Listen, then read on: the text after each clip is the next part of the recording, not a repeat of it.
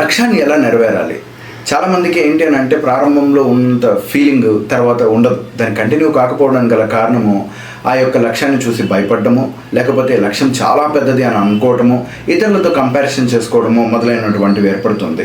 ఇలాంటి సమయంలో లక్ష్యాన్ని చిన్న పార్ట్స్గా డివైడ్ చేయండి.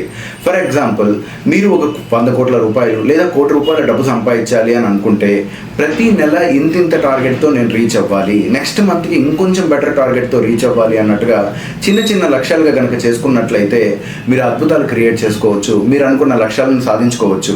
అదేవిధంగా చదువుకు సంబంధించినటువంటి ఆలోచనలు కనుక లక్ష్యం కనుక ఉంది అని అనుకుంటే చాప్టర్ వైజ్గా సబ్జెక్టులని డివైడ్ చేసుకొని చిన్నగా పోర్షనల్ వైజ్గా కంప్లీట్ చేసుకుంటూ వచ్చేస్తే పరీక్షలో మీ విజయం లభిస్తుంది. అదేవిధంగా జీవితంలో ఏదో ఒక లక్ష్యం కనుక ఉంది అని అంటే ఆ లక్ష్యానికి కావాల్సినటువంటి ప్రతి ఒక్క దానిని చిన్న పార్ట్స్గా విజయం చేసుకుంటూ రండి. ఒక విజయం సాధించిన తర్వాత హుర్రే అని అనుకుంటూ గట్టిగా మిమ్మల్ని మీరు మోటివేట్ చేసుకుంటూ వస్తే రిమైనింగ్ ఆల్మోస్ట్ ఆల్ అన్నిటిని మీరు అచీవ్ చేయడానికి చాలా ఈజీగా సాధ్యమవుతుంది.